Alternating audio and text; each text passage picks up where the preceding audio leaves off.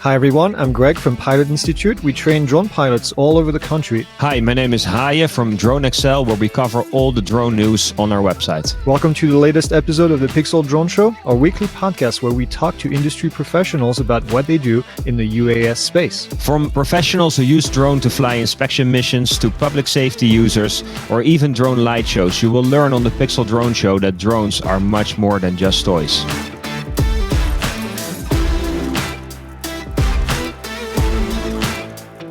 All right, hello everybody and welcome to the PiXL Drone Show. Today we have Blake Resnick from BRINC Drones as our guest, and Blake is going to talk about a new product that they'll be releasing actually on the day that this PiXL Drone Show goes live on May the 23rd. Blake, welcome to the show. How are you, man?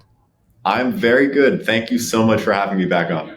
Awesome. Well, why don't you start with telling us what's going to happen today? What are you guys launching? Yeah, no, we're releasing the product that I've wanted to build since I started BRINC. So this is the world's first ever purpose-built 911 response drone.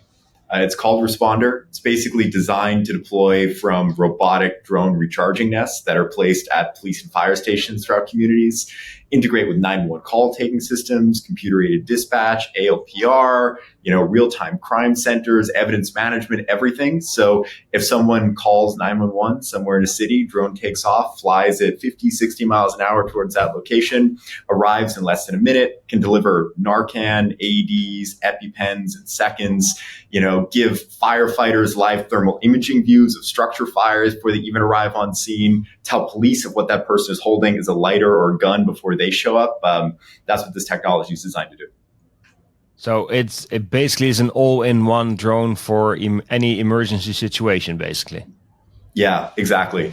So DFR, like drone as a first responder, is something that's been taking off kind of across the public safety industry. But historically, it's been really hard to start up one of those programs because you need drones from one vendor, in a lot of cases, nests from another vendor, regulatory support from a third person, one piece of software for teleoperations, another to create sort of a public transparency portal so community members can see how these drones are being deployed, another for managing telemetry and flight logs and like all of this stuff. And it's just been incredibly complicated. So this is the first solution that's really end-to-end. Hardware, software, services, regulatory support, installation, maintenance, repairs, everything.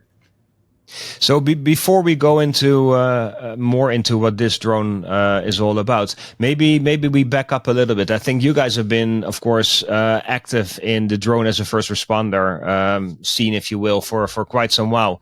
Can we go back to where it started, how it got started, and basically how we got to this point? Absolutely. I mean, the thing that got me thinking about public safety technology was the October 1 shooting. I grew up in Las Vegas, and it was just an event that affected me and affected many other people in my community. And that is what initially compelled me to go and reach out to Vegas Metro SWAT. And in our first meeting, I learned two big things about October 1 that I didn't expect. And those two things led to actually BRINC's, first two drones. The first was the shooter had a baby monitor camera outside of his suite in the Mandalay Bay. And if you know anything about the Mandalay Bay, there's like 100-yard long hallway between the elevator banks and his room. So his plan was he would have seen first responders coming. He would have grabbed a weapon from a separate cache that he had at that same location, grabbed it, fired down the hallway. It would have been a really bad tactical situation for first responders. Yep. So that conversation, along with other conversations about high-risk warrant searches and barricades and hostage rescue missions, things that a team like Vegas Metro SWAT are encountering every single day, gave me the idea for a drone that could look ahead, get eyes and ears in dangerous places, and help first responders, understand the situation and make better decisions to ensure that everyone, walks home safely. So that became the lemur. But there was kind of a second problem that we also discussed, which was it took first responders an hour and 5 minutes to make entry into the room where the gunman was firing from in the Mandalay Bay. And one of the key reasons why that happened was as plainclothes police and security all over the Las Vegas Strip heard gunshots or heard about the shooting, they took out their weapons. They were misidentified as additional active shooters. And there was this flood of 911 calls saying there's an active shooter here, there's an active shooter there. What first responders are thinking is that this is a coordinated terror attack at 6 or 7 different sites. They sent resources to all of those locations without really understanding the true nature of the event. So I thought if you could just get drones out to those places in 45 seconds, you'd be able to clear the call. This is not an active shooter.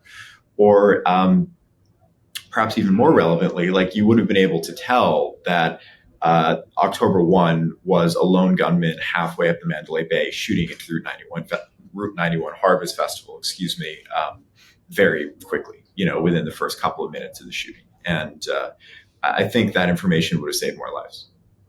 Yeah.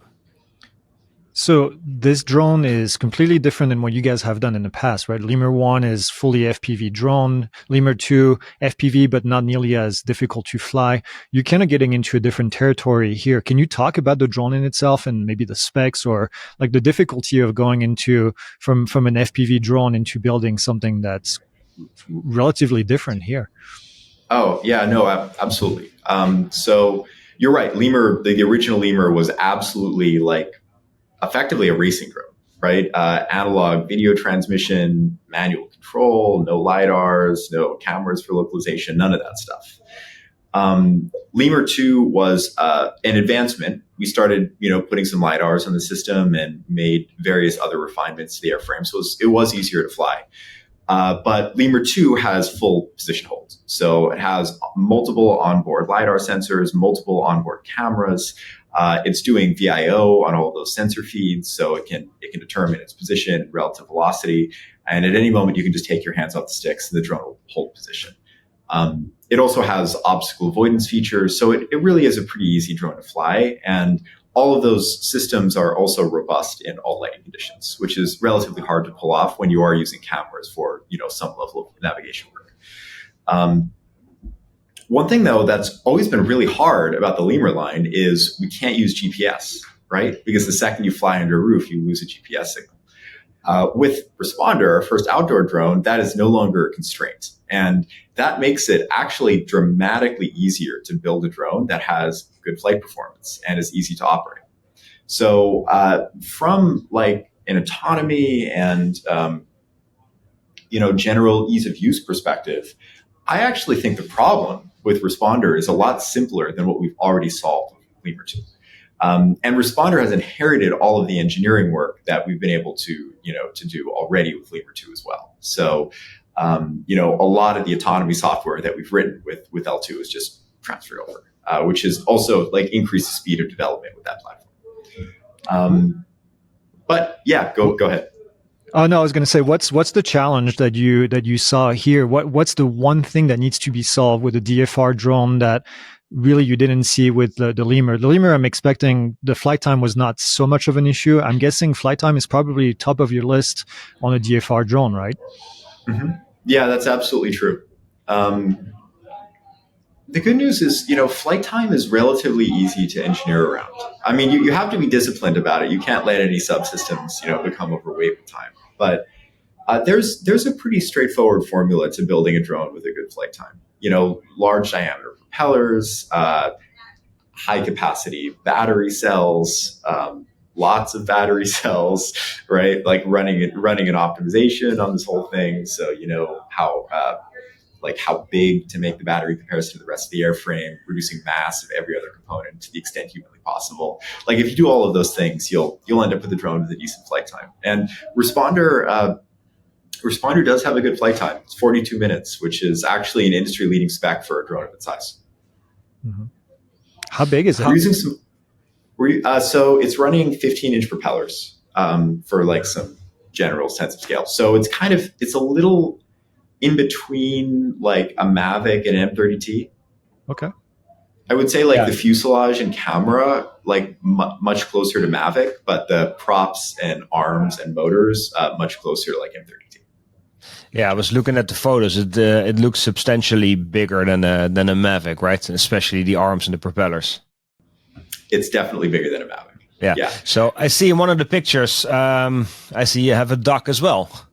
Yes. Can you tell us about how is so I live here in Croton on the Hudson in New York. If my local police station is going to join your program and your product, like how is that going to work? They're going to have a dock set up on the roof of the police station, or? Mm-hmm. Yeah, that's exactly right. So they'll have a dock on the roof. They will have a mesh networking repeater, most likely in a similar location. So either on the roof or somewhere nearby, high, ideally. Then we can actually deploy separate repeater sites wherever they want in their jurisdiction. So if there's a specific location where they really want to be able to fly to, we'll set up separate radio infrastructure in that location to ensure that they can accomplish flights around there, which is kind of like an industry first offering that we're excited to be providing. And then they'll also likely adopt ground-based radar. So along with the rest of our launch, we are announcing a partnership with Echodyne, so the leading ground-based radar manufacturer. And if an agency wants to get rid of VOs and accomplish, fully autonomous BVLOS DFR flights, they can. So with those extender stations, you can basically set up a range and a perimeter as needed. I mean, going back to where I live, it's not mountainous, but there's hills. There's like a river where you have a valley, so the coverage would be spotty, perhaps in some areas. What you're saying is you can basically set up the extenders in a way that you can make sure you cover the entire region, no matter what, basically. Exactly right. And then, so two other cool things I'll mention there. You can integrate all this with Starlink too. So if you want a repeater in a location where you can't just plug it into Ethernet, you can absolutely do that. Starlink is pretty incredible technology.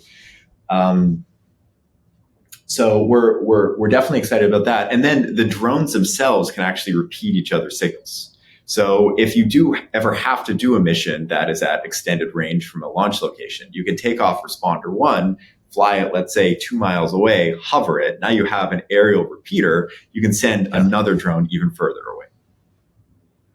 So that basically gives you the flexibility to even if you don't have extenders set up prior to the event, you can still, with additional drones, extend your range and cover a greater area. 100%. And then you can fly the drones over integrated 4G LTE too. So it's a very advanced radio and networking system. So let's say if you have 2 or 3 towns next to each other and they all use this system, could they, and there's a situation in one of those towns, could they cooperate and have 2 or 3 drones working together as needed? Yes, 100%. So everything would have to run on the same encryption keys, but we encourage that for neighboring departments. Yeah. So from a regulatory perspective, I'm sure there is some difficulties there, right? The FAA has been famous for kind of being pretty slow at integrating beyond visual line of sight flights. What's the DAA technology, detect and avoid technology, that you guys are using to kind of satisfy the FAA on the BVLOS stuff? Yeah, so there's a lot going on. I would say the most important part of this system really is that ground-based radar component. So setting up arrays of Echodyne radars relatively close to launch locations in order to monitor for, non-compliant aircraft. We also have an ADS-B in system. So all the compliant aircraft will see, that'll populate within LiveOps.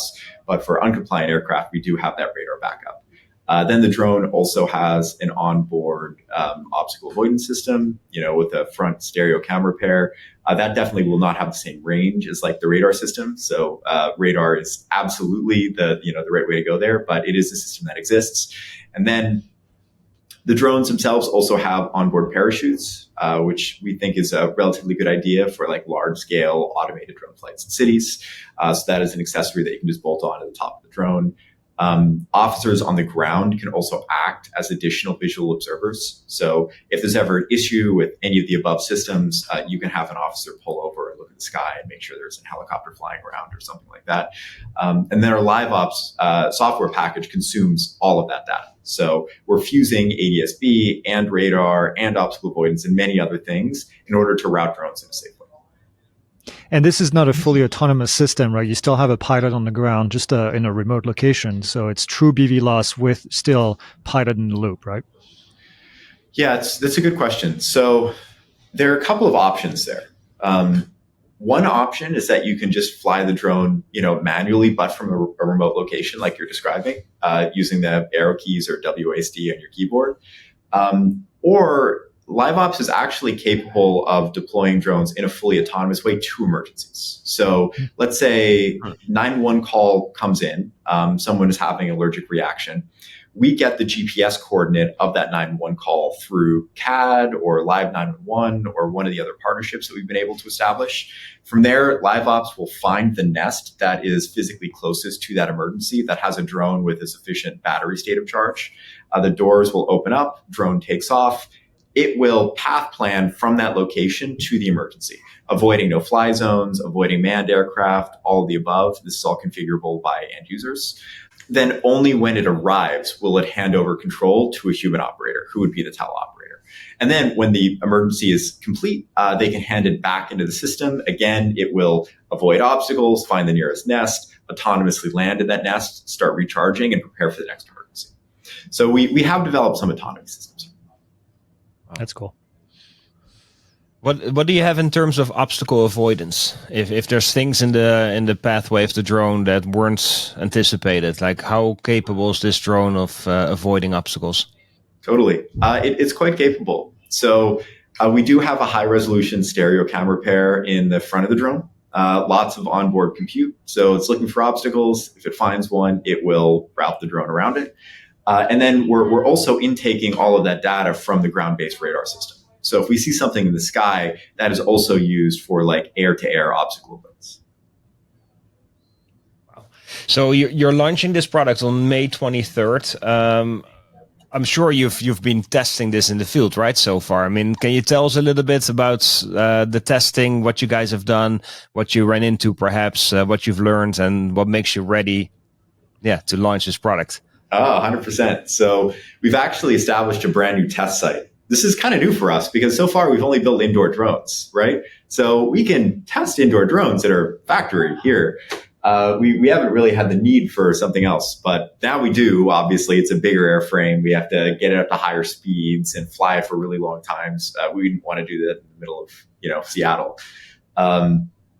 So yeah, we found a test site. We have a remote office set up, generators, Starlinks out there, so we actually get internet. And we've just been flying the drone constantly. What's I'm thinking, I see in the video that you can carry like an EpiPen or like any kind of device, for safety. Maybe somebody's drowning, you can take something over there. Are you planning on having, and I'm guessing that depends on the user, but are you going to have a drone preloaded with EpiPens that can take off so that you don't have any downtime to load that up? Or are you going to have a ground crew that's going to basically, load up everything when needed? What do you envision there? It's kind of both. So you have a few options.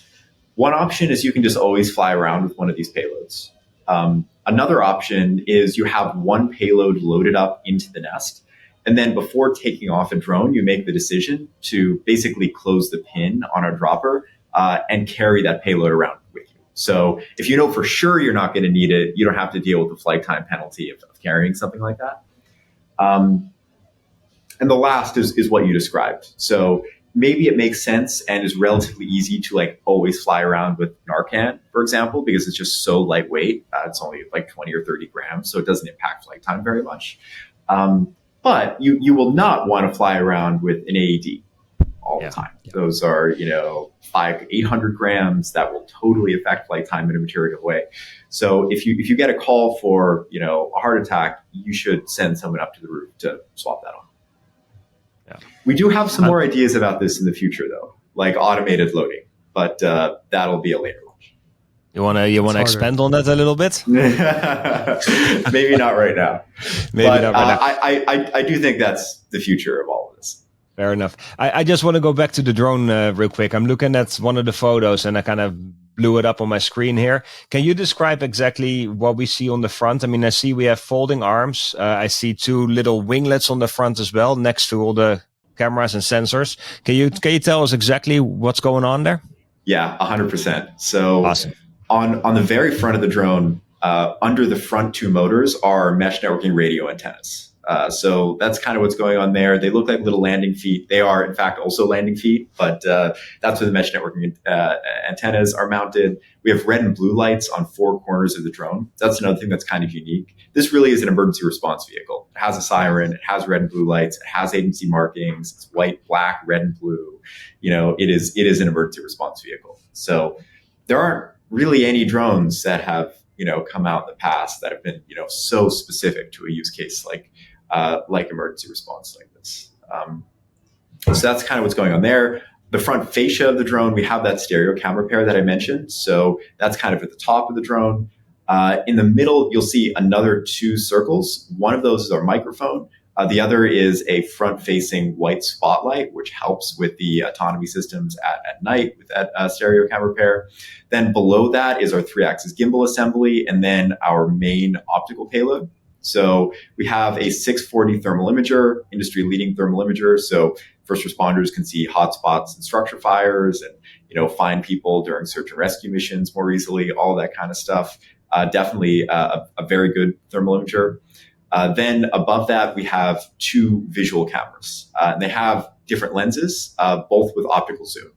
So the way that we've kind of solved the optical zoom problem is with, both an optical approach, since we have some zoom camera assemblies in there, but also with some digital integration. So depending on a user's zoom level, it will either use only one of the 2 cameras, or it'll fuse them both together in order to provide the best experience and give a little bit more situational awareness to what's going on.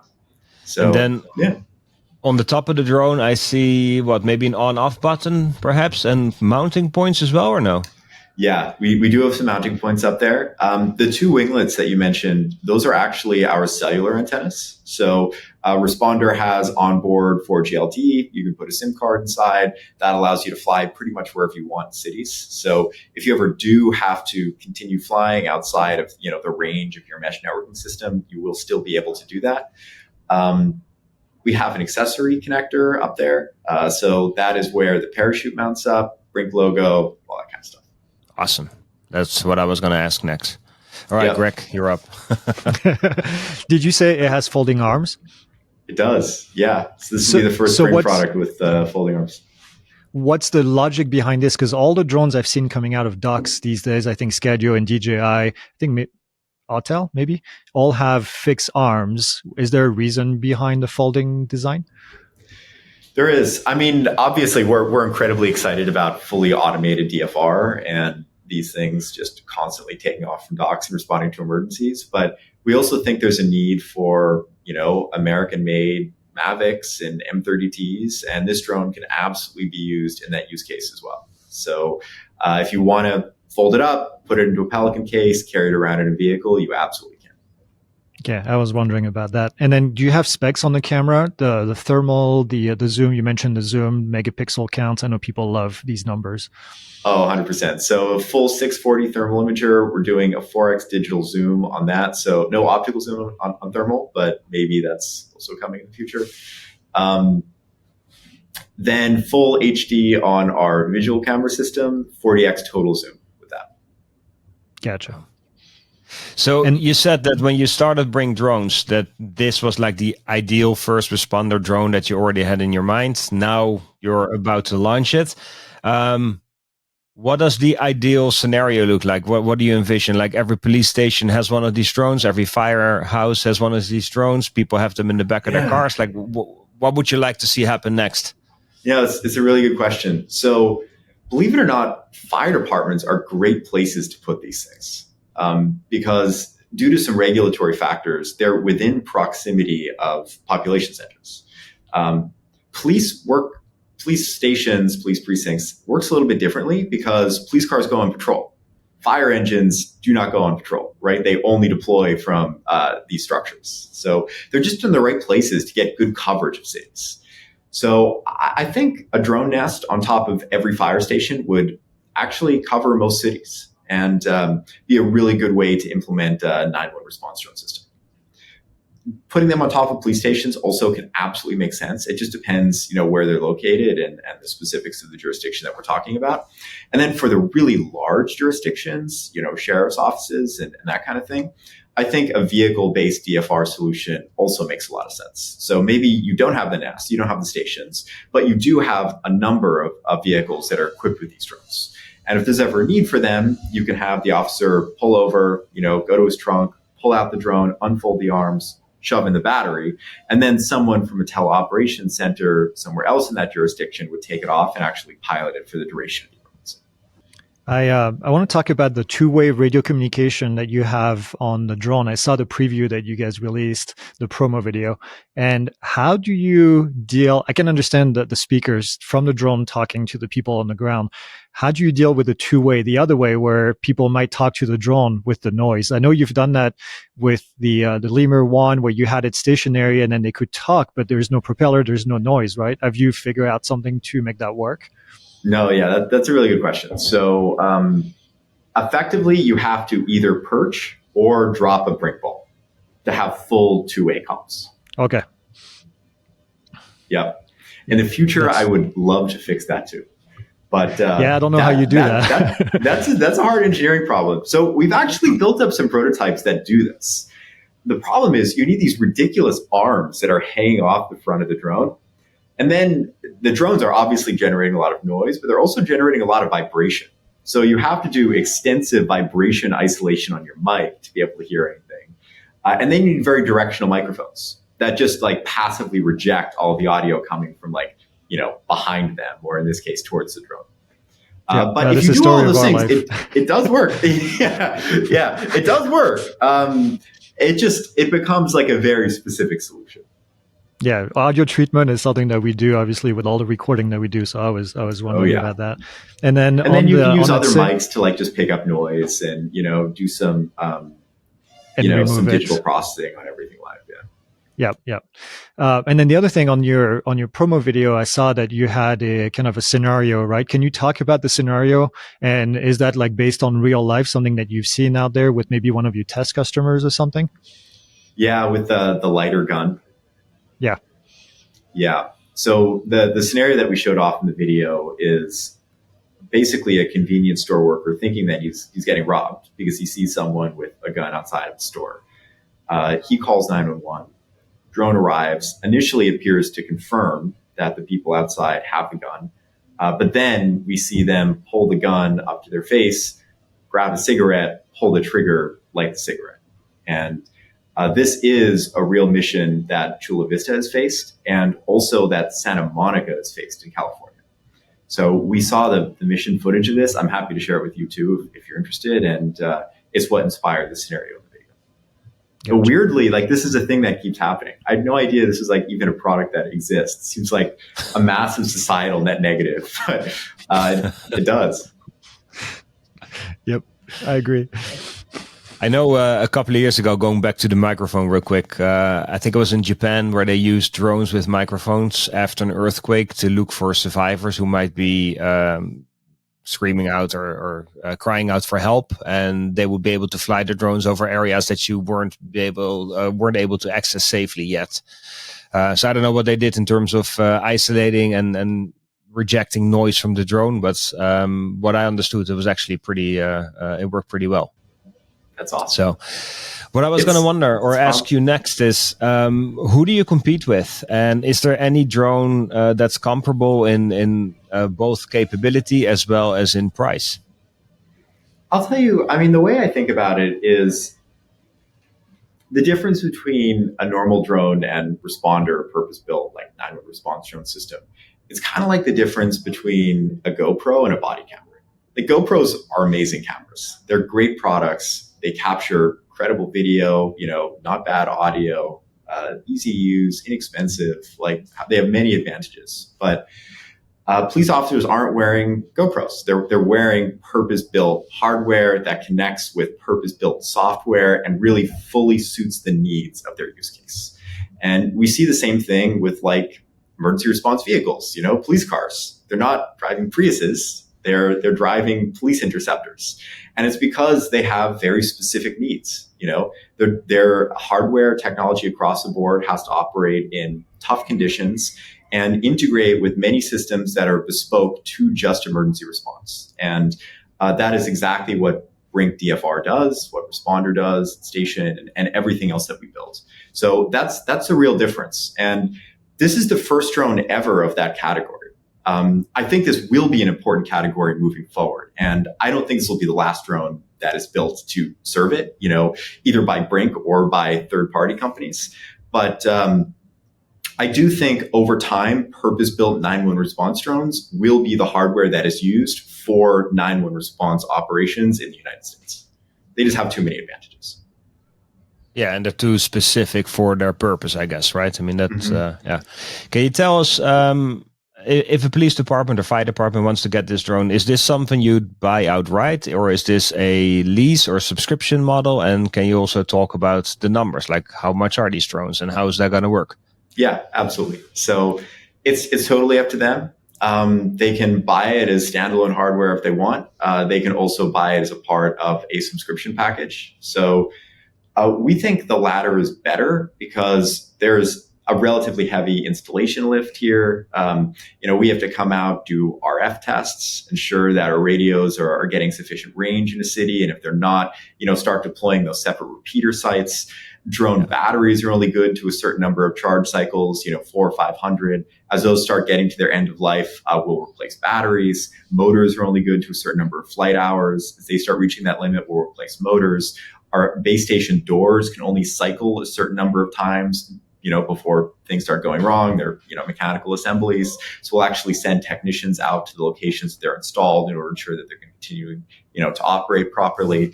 We'll help them with, the regulatory side of things too. So if they need a BVLOS waiver, if they need a COA, if they want to go after a BVLOS waiver without a VO, any of the above, we'll support across the board there. If they want to attempt a radar implementation, we'll install the radars. So it's just a great way to work with us because, it guarantees that they're always using the latest and greatest technology and always that their program is functioning. And, they're able to use this technology in their operations. So there's never a situation where, a drone gets crashed and then they have to find another $30,000, to replace the drone so they can continue using it to respond to 911 calls. Like we'll replace drones an unlimited number of times. There's never a situation where they'll be using obsolete hardware because every time we come out with a new drone, they automatically get upgraded to it. It's never a case where their system will be down for long because we'll be sending a technician out. It's just... It's kind of the right way to move forward as we build out these larger, more complicated, like infrastructure-based drone deployments. Yeah. I want to talk about compliance, NDA compliance, blue. Is this blue? Is this NDA? Probably not blue because that's not really the target, right? It's fully NDA compliant. And that is extremely hard to do. Because as you know, the entire global electronic supply chain and, more specifically, drone supply chain is based out of one city, which is Shenzhen. So all the parts that you would conventionally want to use, all the flight computers and sensors and radios and everything else, you can't. And your choices are either engineer your own versions from scratch and then find contract manufacturers to build them, or in general, partner with relatively young, small manufacturers in the United States or abroad that specialize in drone components, but might have to ramp up to meet your demands as like an organization like BRINC. And it is definitely a challenge, but it's one that we've been able to accomplish. So I have a follow-up on this, and there's been it's a big topic of discussion lately in the industry, and you probably know where I'm going with this, with the Chinese ban. And there seems to be two different approaches at this stage: a full ban of DJI immediately, or maybe three approaches: a full ban of DJI after X number of years, or maybe we can coexist with DJI. To me, it seems like we're shooting ourselves in the foot if we try to get rid of DJI entirely. I think we all know that this is an industry based on DJI at the moment heavily, maybe not in the space that we're talking about here. What is the solution as a drone manufacturer for you? What allows US manufacturers to build up and compete with DJI? And especially from a production standpoint, I think if we wanted to get rid of DJI entirely at one point, I don't think we have the production capabilities at this stage to take over the entire market that we would need to replace. I know it's kind of a multi-part question, but I want you to get talking about this. And this is, I think, a place where we can talk about these topics because a lot of people are talking about them in the industry. You're an American manufacturer. Talk to us about the challenges. No, absolutely. So, I mean, I'll start by saying my last job was at DJI. Like, I respect them tremendously. They really invented the modern drone industry. But I mean, I also saw some things over there that make me believe in the security concerns. Like, I think the issues that people have brought up around data security in reference to drone video or telemetry information or anything else, I think are incredibly legitimate. And I think the other thing that's going on is you look at what's happening in Ukraine. The last numbers that I heard were that they were going through 20 or 30,000 drones a month right now. That was their monthly consumption. I think someday the US is going to want to adopt similar drone tactics to Ukraine just because they've been so effective.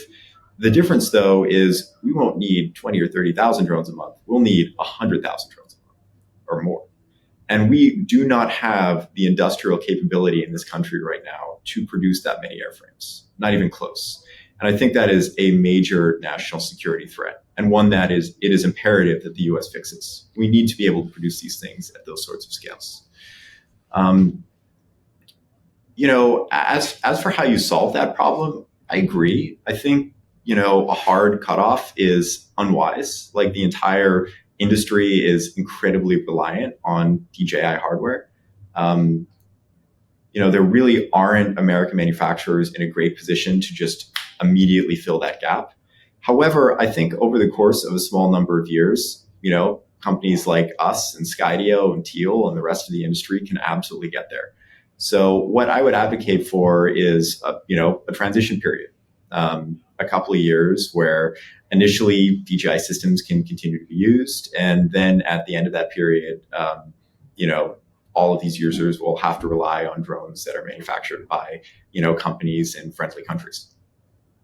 And to be clear here, we're talking about users on the military side of things, right? We're not talking about consumers. Are we really necessarily talking about public safety agencies? Do they need to be included in that umbrella? I'm actually talking about the entire drone industry. Interesting. Yeah, and I disagree with that. And I disagree with that. But I think if we're talking about the US, here's the problem on the consumer side. So I guess the first thing to discuss would be: do you think it's important that America can produce like 100,000 drones a month? For military purposes, yeah, absolutely. The only way that we get there is through having some form of domestic consumer industry. Because there is no other consumer in the world that, will buy those drones right now. Yep, and I agree with that. And I've said that for a long time. Isn't. Yeah. The biggest program is SRR right now. SRR has only bought a couple of thousand drones. That's crazy. I mean, that's what Ukraine goes through in like a couple of weeks. Less. So the difficulty with this is you, Skydio, and Teal, none of these companies are making consumer drones. So my question, I guess, would be, is this something that you guys want to get into eventually? Are you starting now on the military side of things in order to ramp up production on the consumer side of things? Is that the approach at this stage? Well, I think it's better to talk about this in reference to like specific pieces of legislation. So like the big one that's working its way through Congress right now is the Countering CCP Drones Act. Mm-hmm. The way that works is it prevents DJI from getting future FCC certifications. In other words, it prevents them from bringing new SKUs into the United States. However, every single one of their pre-existing SKUs, all of the latest cutting edge Mavics and M300s and M30Ts and everything else, they will be able to be sold here forever. I mean, the law doesn't affect that at all. So when we start talking about, a ramp down period of some kind, I think that law provides it. Because for the next 5-10 years, everyone can just continue buying, the DJI systems, but it'll give time for the US manufacturers to bring new drones to market, improve systems, get costs down, all the above. What does that look like for you to ramp up your production to, I don't know, what does DJI produce? 100,000, 200,000, $1 million drones a year? What does that look like to ramp up on your side? Production hasn't been the primary limiter at BRINC. And I don't think it's been the primary limiter of almost any US-based drone company. In a lot of cases, it's more been on the demand side. And the reason why that is because DJI is just such a dominant organization. I mean, they were one of the first players in the drone industry, right? Started well over a decade ago at this point. They've received billions of dollars of direct capital injections by the CCP, over the course of their history, which has definitely helped. They've been able to plug into the entire Chinese electronic supply chain, which is unbelievably advantageous. They've invested a lot into advanced automation technologies and also custom silicon development, which has made their drones more performant and less expensive than any other competitor. And they've just built an incredible moat. I mean, they build truly awe-inspiring products at very, very low prices. And when you have to compete with something like that, without any of those same advantages, without direct government support, without a domestic electronic supply chain, without $50 million chip investments, without automated production lines, it's just impossible. It's impossible. You end up building drones that are worse and more expensive.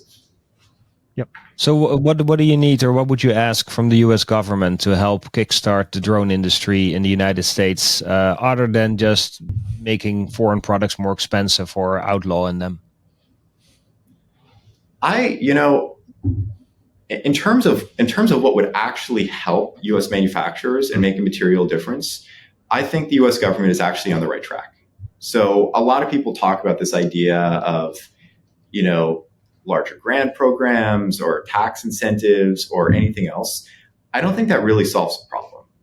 Like if there is demand, that demand will turn into sales, which will enable companies to go out into the private capital markets and raise money and build really big engineering teams and develop custom chips and build automated factories and produce, the best drones ever made in America.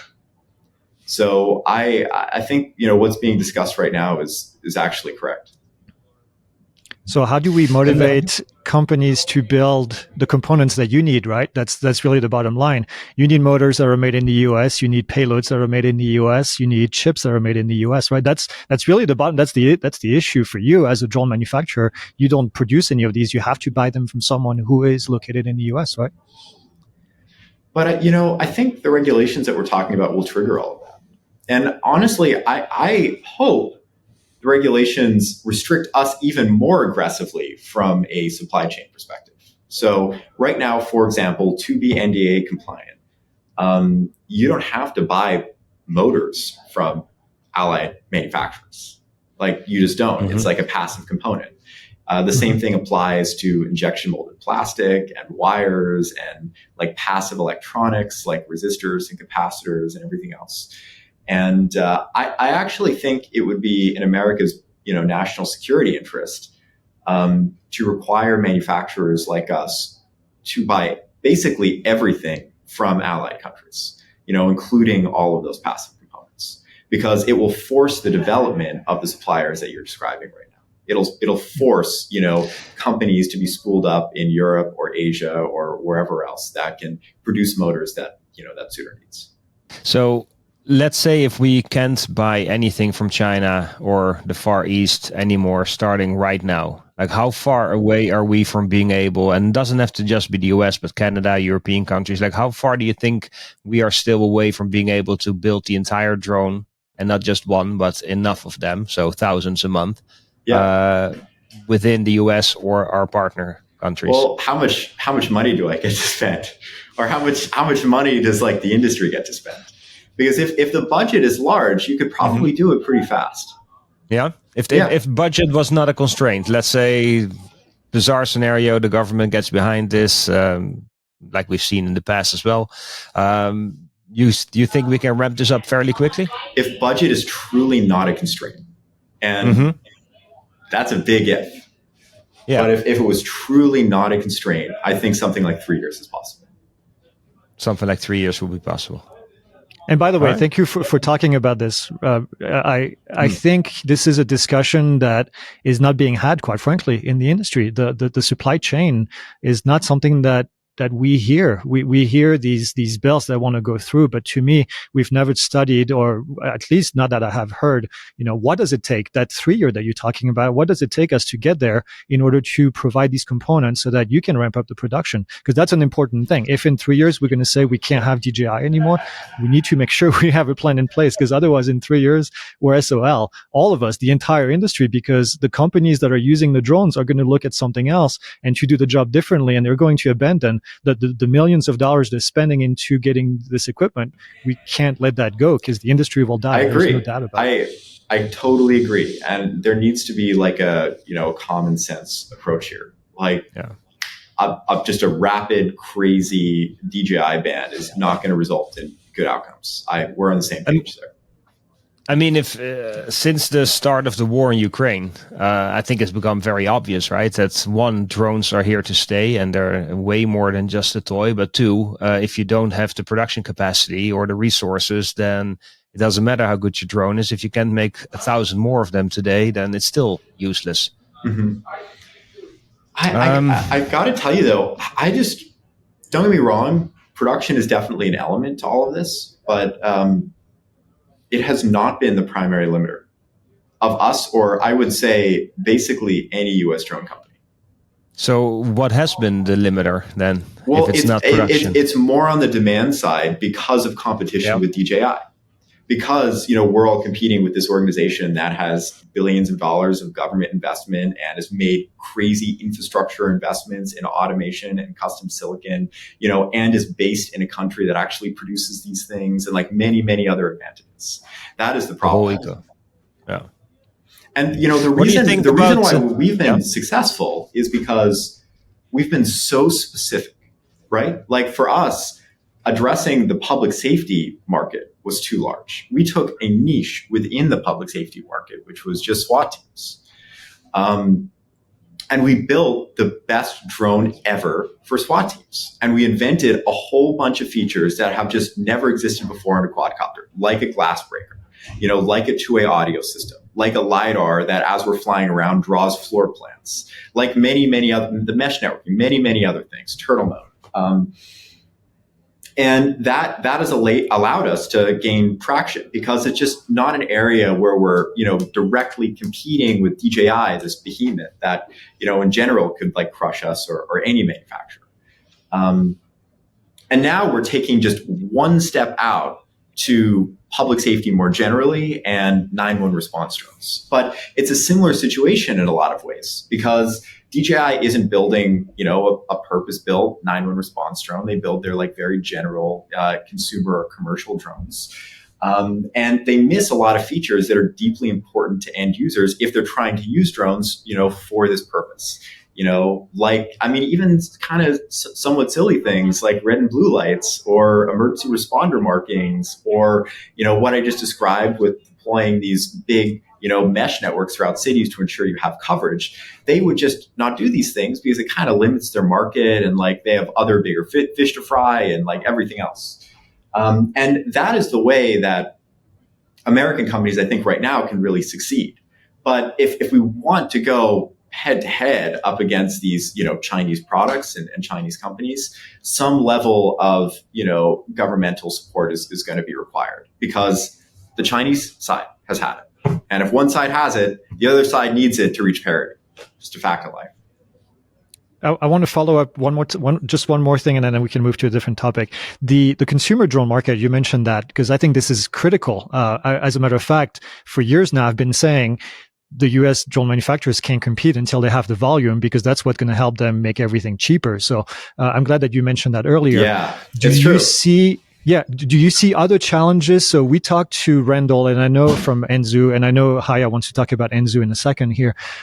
When we talked about him going into the consumer world, he said, well, no, we're trying to avoid the consumer world because you end up with dealing now with individuals. Right now, you're dealing with one police department where you can make a bigger sale. Now you're going to be dealing with individual people. You need customer service. You're going to have a warehouse full of dead drones. That's what he told us. Are you worried about these things if you ever get on the consumer side of things in order to ramp up production and be competitive? I mean, I think for us that's down the line, and no doubt there's a lot of complexity, associated with building that sort of business.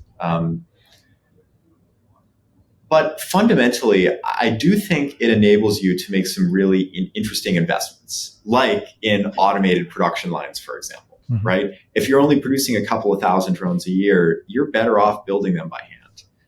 Yep. You just are, because the automation is expensive. But then that all transfers into the cost of the product. If you're building a consumer drone, all of a sudden, all that automation makes a ton of sense. Or on the custom silicon side, one of the things that DJI has done that has really enabled their drones to be incredibly high performance is custom silicon, in particular around video encoding, encryption, transmission, all that kind of stuff. They're able to just build incredible, highly integrated, radio systems that aren't possible with off-the-shelf components. Thing is, doing something like that, maybe it costs $50 million, $100 million, definitely expensive. These are complicated engineering projects. The thing is, if you're producing 3 million drones a year, divide 50 million into 3 million, all of a sudden it's not so expensive, if you're selling a couple $1,000 device. And then you have this great component that you can use across your entire ecosystem, including the ones that are maybe selling at lower volumes. Whereas for us, if we're selling, X thousands, single digit thousands of drones a year, you try to divide 50 million of that. It's like, ooh, it's a little rough. I don't know if that really makes sense. And then you're forced to use components that are, bigger and more expensive and lower performance and everything else. So if you can pull all of this off, it can really result in a pretty remarkable outcome. But it's hard to do. It's almost like it's not almost, I guess it is this way. DJI had a bottom-up approach, right? They came out with a flying camera, and then it was a consumer product first and foremost, and then they started branching out in more enterprise and commercial and all kinds of different drones and drone applications. Whereas your strategy is you start niche, you start at the top, and then you kind of work your way down. Mm-hmm. So first you had a specialized drone for SWAT teams. Now you guys have a DFR drone.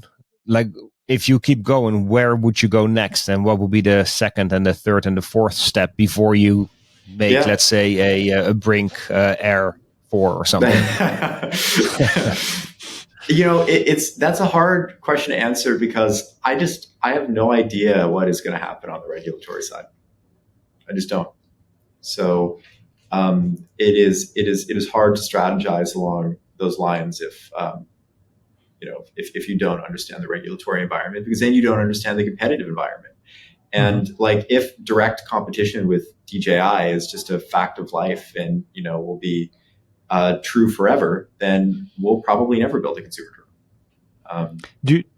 Do you think the funding for this kind of venture in order to ramp up production, do you think that comes from private funding, VCs and all of that? I know you guys have received some VC funding, or does it come from the government? What would be your preference in this case? I know VC money is sometimes hard to get by, especially when you have a vision that may not happen, right? They want their money back eventually. Can you talk about that? I would much prefer to raise it from VCs. Interesting. Is that because you have more freedom in order to use the money the way you want? I think it has many advantages. It can close much more quickly. I think the terms would likely be more favorable. We can deploy capital how it's actually intelligent, as opposed to what a government agency potentially thinks is the right way to spend. I think it is also, frankly, possible to raise VC money, whereas a program like you're describing right now doesn't exist within the federal government. So then that becomes like a massive legislative effort to get done. And, that could take years. VCs also can be value additive in other ways, help with introductions to key executives that you want to hire into the future, or other people. So yes, I would definitely prefer to go the VC. Yeah. It can also probably and dilute the effort. Yeah, it can probably dilute the effort, because now all of a sudden you would have maybe dozens of companies that want, to get a share of that government grant, and then try to compete without really bringing a whole lot of value to the table and diluting the effort. And that's the other problem with a grant program like that. I don't think the government should pick winners in this industry. Like how does the government decide who to give money to? I don't think they should pick. I think you have to let the free market pick. I agree. So with that, you, 100%. I think you remove the unfair competition, and then you let the rest of the industry battle it out and build the absolute best products at the lowest prices. All right, so that's the perfect bridge into my next question then. Let the free market play out. We're trying to ban Chinese-made drones. We're trying to ban DJI, and here all of a sudden we have the Kojita Spectre Air, and we get the Anzu Robotics Raptor drone, which are effectively DJI drones. But they're not, but they are, but they're made somewhere else. So you can ban them if you ban China. Like, what's your opinion about that? Do you think that's a smart approach? Do you think it has legs? Do you think we should do something differently? Like, how do you view that development? Yes. I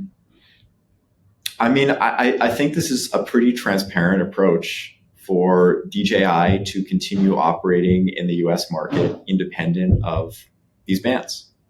And I think regulators aren't going to view it favorably. And I think they're probably going to crank down on these companies. Even though they're not made in China, they're just going to expand and say, oh, built in Malaysia. That's no longer okay. The way that the Countering CCP Drones Act is written, the language specifically says, I'll have to remember the exact quote, but any affiliates or subsidiaries of DJI. I think it is pretty clear that these companies are at least affiliates of DJI. Yeah, it'd be interesting how they will view that, right? Because I think one of the parts I don't know, I think it was the Anzu drone where it even had like the DJI sticker still on it. So like clearly it's using the same parts. It's the same silicon. Yeah. It's the same boards. Maybe they're doing final system integration somewhere else, but that isn't the hard part. All the serious manufacturing is getting done in China. Like they're very clearly just white label DJI drones. They're obviously white label DJI drones. Would you say that makes it a pretty risky bet to invest your time and energy in building Anzu Robotics if the timeline might be cut short at some point?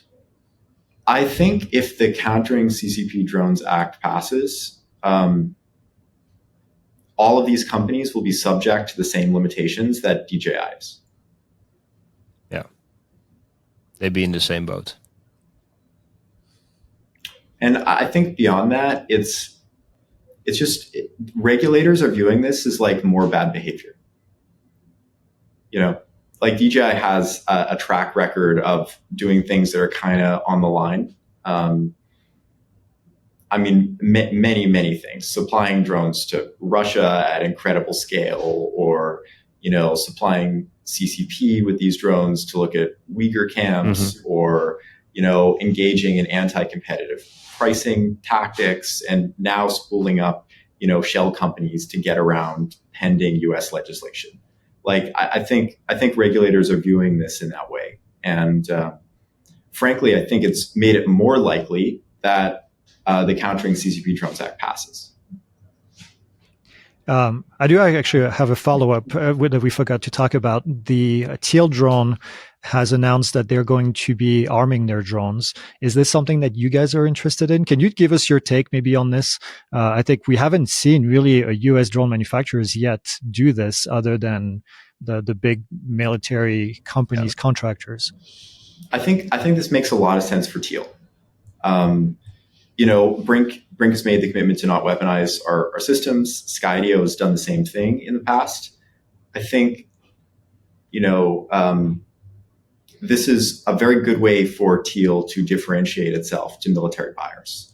And I know, the military's in the past gotten a little frustrated with Skydio, for example, because they haven't wanted to overtly weaponize their products. So from Teal's perspective, I think this absolutely makes sense. I think like I said, I think it's critical that America is able to produce drones for defense applications at large scale. I'm glad that there are companies that are willing to engage in this work. For BRINC, it's a little complicated because we want to build public safety 911 response drone networks. And there are already, privacy concerns around an idea like this. People want to make sure that this technology is going to be used in a way that is, beneficial to the public and respects privacy and respects the communities where this technology is implemented. And I think the idea of like weaponized police drones flying around in the United States is completely terrifying and unpalatable and just would be like horrific for the world. So if BRINC at the same time is trying to build these citywide 911 response drone networks to save lives, and also in parallel building weaponized systems for defense applications, that we're just not going to be in a good place. So, I think it's an important category. I'm glad someone is willing to do that work, but BRINC exists to build life-saving technology for first responders. Like we want to deliver Narcan and AEDs and EpiPens, not bombs. That's what we're Yep. Save lives instead of ending them. That's good. That's we've taken up, I think, slightly over an hour of your time. So at least we're going to end this on a positive note.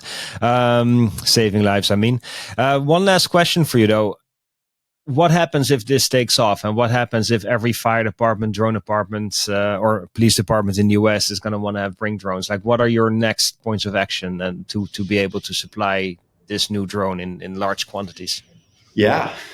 So we have to obviously scale up drone manufacturing. One thing that's new for us is we have to scale up station manufacturing, which is the recharging nest.